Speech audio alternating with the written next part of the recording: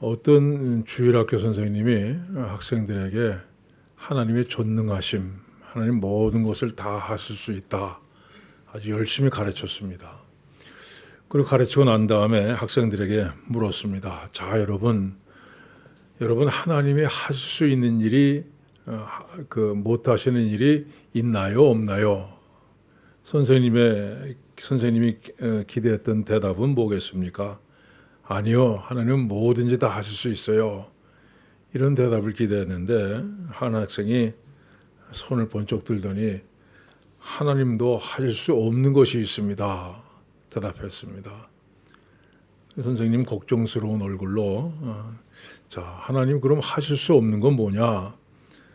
그래서 학생이 이렇게 대답했습니다. 하나님도 모든 사람을 다 만족시킬 수는 없습니다. 여러분 우리가 드리는 기도는요, 대부분 하나님의 뜻이 아니라 내 뜻이 이루어지기를 원하는 기도입니다. 우리는 기도할 때 하나님의 뜻이 어디 있는가 그건 생각하지 않습니다. 하나님의 뜻과는 상관없이 그저 내 뜻대로 이루어지길 기도합니다. 그리고 내 뜻대로 이루어지지 않았다면 실망하고 낙심하고 원망합니다. 자, 여러분의 간절한 소원이 있습니다. 근데 만약에 그것이 하나님 뜻이 아니라면 그 소원이 이루어지지 않는다 해도 여전히 감사하고 또 기뻐하고 찬양할 수 있습니까? 우리는 항상 하나님께서 내 편이 되어주시길 원합니다. 그러나 내가 하나님 편에 서게 해달라고 기도하는 건 결코 쉽지 않습니다. 왜냐하면 하나님의 뜻에 내 인생을 맡기는 것이 두렵기 때문입니다. 여러분, 사도 바울은 편지를 쓸 때마다 이렇게 말합니다. 하나님의 뜻으로 말미암아 그리스도 예수의 사도된 바울은 자신이 하나님의 뜻으로 사도가 되었다고 얘기합니다. 근데 이렇게 하나님의 뜻대로 사도가 된 바울에게 돌아온 건 뭡니까? 내가 생각하건대 하나님이 사도인 우리를 죽이기로 작정한 자같이 끄트머리에 두셨음에, 자, 하나님의 뜻에 따라 사도가 됐는데 그에게 돌아온 것은 영광이 아니라 모진 고생, 채찍, 배고픔, 죽음의 위험뿐이었습니다. 아브라함은 너는 너의 고향과 친척과 아버지의 집을 떠나 내가 네게 보여줄 땅으로 가라. 이 하나님의 뜻에 따라서 고향을 떠났습니다. 그런데 그에게 돌아온 건 뭡니까? 정처 없는 방황과 배고픔과 외로움이었습니다. 자, 요셉은 어린 나이에 애굽의 종으로 팔려갔습니다. 그런데 성경은 그것이 하나님의 뜻이었다고 말씀합니다. 그가 한 사람을 앞서 보내줬으며 요셉의 종으로 팔렸도다. 하나님의 뜻에 따라서 요셉은 13년 동안을 종으로 죄수로 살아야 했습니다. 여러분, 도대체 하나님의 뜻이란 뭡니까? 하나님의 뜻을 따라 사는 것이 이렇게 고통과 고난을 겪어야 한다면 도대체 누가 하나님의 뜻을 따라 살겠습니까? 여러분, 하나님께서 무엇 때문에 이렇게 하나님의 뜻을 따른 사람들에게 이런 모진 고난을 겪게 하시는 겁니까? 여러분, 그래서 우리는 하나님의 뜻대로 하시옵소서, 이게 두려운 겁니다. 하나님의 뜻에 따라 우리 삶을 맡기는 것이 두려운 것입니다. 자, 그러면 여기서 가인과 아벨의 얘기로 한번 돌아가 봅시다. 이 가인과 아벨이 하나님 앞에 똑같이 제사를 드렸습니다. 그런데 하나님께서 아벨의 제사는 받으셨는데 가인의 제사는 받지 않으십니다. 그 가인이 아벨을 시기해서 때려 죽입니다. 자, 이 사건에서 가인과 아벨이 각각 얻은 것은 뭡니까? 가인은 비록 죄를 졌지만, 동생을 죽였지만 그는 죽지 않고 목숨을 건집니다. 뿐만 아니라 아들, 딸 낳고 잘 먹고 잘 살다 죽었습니다. 그러면 아벨이 얻은 것은 뭡니까?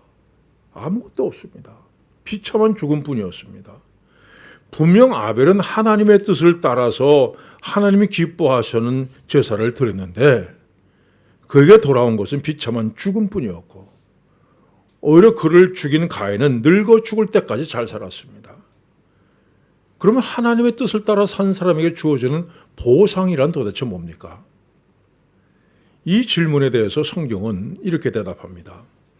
믿음으로 아벨은 가인보다 더 나은 제사를 하나님께 드림으로 의로운 자라 하시는 증거를 얻었으니, 여러분, 믿음으로 의롭다고 하나님께서 인정해 주시는 것, 이것이 바로 하나님의 뜻을 따라 산 사람에게 주어지는 보상이요 상급이라고 말씀합니다. 내가 지금 하나님의 뜻을 따라 살기 위해서 고통 당합니다. 하나님의 뜻을 따라 사는 것 때문에 비난받습니다. 하나님의 뜻을 따라 사는 것 때문에 내가 정말 먹고 사는 것자 어려움을 당합니다. 도대체 내가 왜 이렇게 살아야 되나 하는 생각이 듭니다. 여러분, 그런데 사람이 인정해 주는 것 아니라 하나님께서 인정해 주신다고 말씀합니다. 믿음이 있다 인정해 주시고 너는 의롭다 인정해 주신다는 겁니다. 성경은 말씀합니다. 이 세상도 그 정욕도 지나가되 오직 하나님의 뜻을 행하는 자는 영원히 거하느니라. 여러분, 하나님은 기억하십니다. 하나님의 뜻을 따라 살기 위해서 우리가 겪는 고통과 아픔과 눈물을 기억하십니다. 그리고 우리를 향해서 넌 정말 믿음이 있는다. 너는 의롭구나. 넌 내 마음에 합당한 자라. 내가 너를 영원히 기억하리라 말씀하십니다. 여러분이 하나님의 뜻을 따라 살려고 할 때 어려움이 다가오거든 이 말씀을 붙드시길 바랍니다. 이 세상도 그 정욕도 지나가되 오직 하나님의 뜻을 행하는 자는 영원히 거하느니라. 이 말씀에 의지해서 믿음에 굳게 서길 바랍니다. 자, 로마서는 로마에 있는 교회에 보낸 편지입니다. 근데 사도 바울은 한 번도 로마에 가본 적이 없습니다. 이 로마 교회는 당시 사업을 하기 위해서 로마에 모인 기독교인들에 의해서 자생적으로 생긴 교회입니다. 그리고 로마 교회는 미약한 가정교회 형태였고 복음을 체계적으로 가르칠 수 있는 사람도 없는 상태였습니다. 이 사도 바울이 로마에 가기를 소원했습니다. 본문은 항상 내 기도에 쉬지 않고 너희를 말하며 로마로 갈 수 있도록 매일 기도했다고 말씀합니다. 로마에 가서 로마 교회를 든든히 세울 뿐 아니라 당시 세계의 중심이었던 로마의 복음을 전함으로써 이 복음이 온 세계로 퍼져나가기를 바로 원했던 겁니다. 그런데 사도 바울이 로마로 가고 싶어하는 꿈은 쉽게 이루어지지 않습니다. 본문에 이런 말씀이 있습니다. 형제들아, 내가 여러 번 너희에게 가고자 한 것을 너희가 모르기를 원하지 아니하노니 이는 너희 중에서도 다른 이방인 중에서 같이 열매를 맺게 하려 함이로되 지금까지 길이 막혔도다. 그러니까 몇 번이나 로마로 가려고 애를 썼지만 뜻대로 되지 않았다고 말씀합니다. 자, 그런데 그는 사도 바울은 로마서 서두에서 이렇게 얘기합니다. 어떻게 하든지 이제 하나님의 뜻 안에서 너에게로 나아갈 좋은 길 얻기를 구하노라. 그리고 로마서를 마무리하면서 마지막 부분에서 이렇게 얘기합니다. 나로 하나님의 뜻을 따라 기쁨으로 너에게 나아가 너희와 함께 편히 쉬게 하라. 여러분, 그는 처음부터 끝까지 하나님의 뜻 안에서 내가 로마에 가기를 원한다. 하나님의 뜻 안에서 너에게 갈 수 있도록 기도해달라 부탁합니다. 로마로 가고 싶은 간절한 소망이 있었습니다. 그러나 그 소망이 오직 하나님의 뜻 안에서만 이루어지기를 원했습니다. 자, 그럼 우리가 하나님의 뜻을 따라 산다는 것은 뭘 말합니까?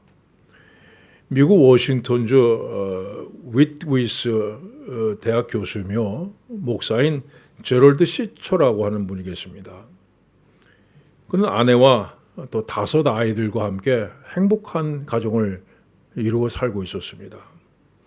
오늘날 저녁 찬양대 연수를 마치고 돌아온 아내가 그동안 하루 있었던 일들, 또 하나님께서 자기에게 부으신 은혜를 얘기했습니다. 그래서 정말 지금보다 더 행복했던 때는 없는 것 같아요. 이렇게 얘기했어요. 하나님의 선하심이 정말 이토록 크게 느껴지기 없어요. 너무 놀라워요. 근데 바로 그 다음 날 온 가족이 차를 타고 가는데 맞은편 차가, 음주운전차가 중앙선을 넘어들어서 정면 충돌했습니다. 아내와 아이들이 그 자리에서 목숨을 잃고 말았습니다. 이 사건으로 그는 깊은 절망에 빠져서 하나님 앞에 부르짖습니다. 하나님, 하나님의 뜻은 도대체 뭡니까? 도대체 하나님의 뜻이라는 것이 있기는 있는 겁니까? 참 오랜 시간에 부르짖은 끝에 그는 이 문제에 대한 해답을 얻어서 하나님의 뜻이라고 하는 책을 썼습니다. 그가 말하는 것은 이겁니다. 우리는 항상 어느 길로 가는 것이 하나님의 뜻인가를 알기 위해서 고민하고 정말 하나님의 뜻이 어디에 있는지 모르겠다고 답답해하기도 합니다. 그러나 하나님 입장에서 볼 때는 하나님의 뜻을 사람들이 알기 어렵도록 숨기실 이유가 없다는 겁니다. 하나님의 뜻을 보여주시고 그 뜻을 따르도록 설득하는 것도 어려운데 왜 하나님께서 그 뜻을 숨기시겠냐는 겁니다. 여러분, 대부분의 그리스도인들이 하나님의 뜻을 아는 것이 어렵다 얘기합니다. 왜 하나님께서 하나님의 뜻을 우리에게 분명히 가르쳐 주시지 않는가 얘기합니다. 자, 그러면 여러분, 하나님께서 우리와 숨바꼭질을 하고 계십니까? 하나님 우리가 어떻게 할지 몰라서 쩔쩔매는 모습을 보면서 고통당하는 것을 즐겨 보시는 분입니까? 결코 그렇지 않습니다. 하나님은 우리가 하나님 뜻을 가르쳐 주기를 원하십니다.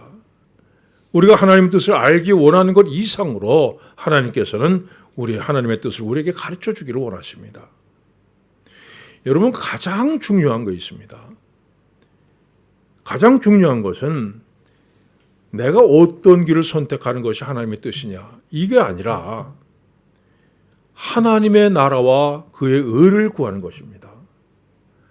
하나님의 나라와 그의 의를 구하는 사람에게는 어떤 길을 선택할지라도 그것이 하나님의 뜻이 된다는 겁니다.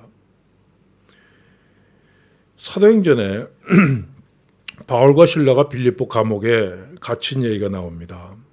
한밤중에 바울과 실라가 찬양할 때 갑자기 큰 지진이 일어나고 감옥 문이 열리고 손과 발에 묶여있던 사슬이 다 벗겨져 나갔습니다.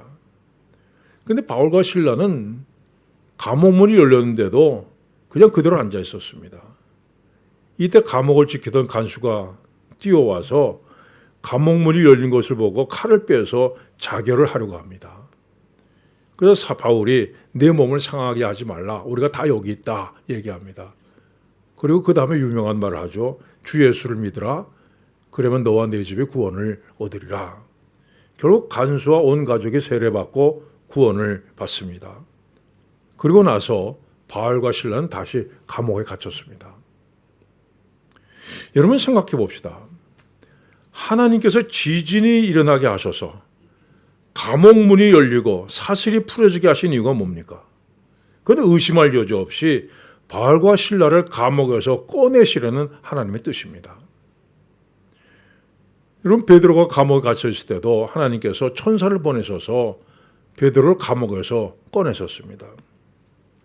물론 어떤 사람은 하나님께서 간수와 그 가족을 구원하시려고 감옥문을 여셨지 않냐 이렇게 생각할 수도 있지만, 여러분, 간수를 구원하시려는 계획이었다면 다른 방법으로도 얼마든지 할 수 있습니다. 자, 하나님께서 지진으로 땅을 흔드시고 감옥문을 활짝 열어놓으시고 손과 발에 채워진 사슬을 풀어주셨다는 것은요, 분명히 감옥에서 빨리 빠져나가라는 사인입니다. 근데 바울과 실라는 그래서 감옥문이 열렸을 때 할렐루야, 하나님 감사합니다 하고 나왔어요, 옳습니다. 근데 그냥 감옥 안에 앉아 있었습니다. 그건 하나님께서 하신 일이 아무 소용없게 되었습니다. 하나님의 뜻이 이루어지지 않았습니다. 여러분, 그 이유는 뭡니까? 하나밖에 없습니다. 우리가 감옥문이 열렸다고 도망가면 나중에 간수는 책임 추궁을 당해서 죽게 될 거다. 우리가 복음 전하는 사람으로서 그럴 수는 없지 않냐. 그냥 앉아있자. 이 바울과 실라는 분명히 감옥문을 열어주신 하나님의 뜻을 따르지 않았습니다. 그리고 다시 감옥에 갇혔습니다. 근데 그 다음날 아침에 어떤 일이 일어납니까? 성경이 이렇게 기록합니다. 날이 샘에 상관들이 부하를 보내어 이 사람들을 놓으라 하니, 결국 하나님께서 감옥문을 여는 방법이 아니라 다른 방법으로 바울과 실라를 꺼내셨습니다. 여러분, 이것이 바로 하나님의 나라와 그의 의를 구한다는 말씀의 뜻입니다. 바울과 실라는 문이 열릴 때 가장 먼저 도망가는 것뿐 아니라 간수의 얼굴을 먼저 떠올렸습니다. 그가 처하게 될 위험을 생각하고 어쩌면 이 사건이 그를 구원할 수 있는 기회가 될지 모른다고 생각했습니다. 그래서 하나님께서 열어주신 감옥문을 스스로 닫았습니다. 그런데 하나님께서 이 절박한 상황 속에서도 하나님의 나라와 그의 의를 구하는 그들의 마음을 보시고 날이 밝자 다시 감옥문을 여시고 그들을 꺼내셨습니다. 여러분이 하나님의 나라와 그의 의를 구하며 산다면 어느 길을 가든지 걱정할 것이 없습니다. 하나님의 뜻이 어딘지 모른다고 고민하실 필요가 없습니다. 여러분이 선택한 그 길이 바로 하나님이 원하시는 길이 될 겁니다. 여러분이 선택한 그 일이 바로 하나님이 원하시는 그 일이 될 것입니다. 이 종교개혁 이후에 개신교와 가톨릭은 끊임없는 긴장 관계 속에 놓여 있었습니다. 결국 이 갈등이 1618년부터 시작해서 1638년까지 이 독일을 무대로 해서 전쟁이 벌어지는 결과가 나왔습니다. 이른바 30년 전쟁이에요. 이 전쟁은 1648년에 베스트팔렌 조약이라는 것을 체결함으로써 종결이 되었습니다. 그러나 이 전쟁에 개입해서 승리를 했던 프랑스가 천주교선을 들어줍니다. 그래서 독일 개신교도들은 여전히 천주교의 박해 속에 놓이게 됐습니다. 그런데 가장 치열한 전쟁지였던 실레지아라는 곳에 있는 자그마한 교회에 벤자민 슈몰크라는 목사님이 부임을 했습니다. 예배당은 불에 타서 검게 걸려 있었고 종탑도 없어졌습니다. 이 천주교의 박해가 심해서 종탑도 다시 세울 수 없었고 심지어는 장례식을 해도 천주교의 허락을 받아야만 장례식을 할 수가 있었습니다. 그러나 슈몰크 목사는 실망하지 않고 열심히 전도하고 교회를 돌봤습니다. 그러는 어느 날 슈몰크 목사가 신방을 마치고 집으로 돌아왔을 때 그 자리에 주저앉고 맙니다. 통나무로 지은 집은 불에 완전히 타버렸고 집 안에 있던 두 아들은 서로 부둥켜 안는 모습으로 불에 타 죽어 있었습니다. 두 아들의 시체를 끌어안고 정말 하염없이 울고 또 울었습니다. 하지만 얼마 후에 그는 하나님 앞에 이렇게 기도합니다. 주님도 세상에 계실 때 울기도 하셨죠. 어느 때는 혼자서 근심도 하셨죠. 주님, 저도 주님과 함께 울겠습니다. 주님 뜻대로 하시옵소서. 그리고 이 기도가 나중에는 찬송이 됩니다. 내 주여 뜻대로 행하시옵소서. 온 몸과 영혼을 다 주께 드리니 이 세상 허락한 주인도 하시고 날 주관하셔서 뜻대로 하소서. 내 주여 뜻대로 행하시옵소서. 큰 근심 중에도 낙심케 마소서. 주님도 때로는 울기로 하셨네. 날 주관하셔서 뜻대로 하소서. 내 주여 뜻대로 행하시옵소서. 내 모든 일들을 다 주께 맡기고 저 천성 향하여 고요에 가리니 살든지 죽든지 뜻대로 하소서. 우리는 하나님께서 내 인생을 통해서 하시려는 일이 도대체 뭔지 그 큰 그림을 다 알 수 없습니다. 그래서 우리는 어떤 일이 생길 때, 생각지도 않은 생길 때 괴로워하고 절망 가운데 몸부림치기도 합니다. 그러나 우리는 그 속에서 하나님께서 내게 맡기신 하루의 삶 동안 하나님의 뜻이 이루어지기를 기도하면서 살아가는 것입니다. 사랑하는 여러분, 성경에 나오는 믿음의 사람들도 하나님의 뜻을 완전히 알지 못했습니다. 때로 의심하고 때로 낙심하고 때로 원망도 했습니다. 그러나 그들은 마지막까지 하나님의 뜻 안에서 살았습니다. 하루하루의 삶 가운데 하나님의 나라와 하나님의 의를 구하는 삶을 살았습니다. 그래서 결국 그들의 삶은 하나님의 뜻을 이루는 삶이 되고 될 수가 있었습니다. 이런 기도 드리시기 바랍니다. 아버지, 제 뜻대로 하지 마시고 아버지 뜻대로 하시옵소서.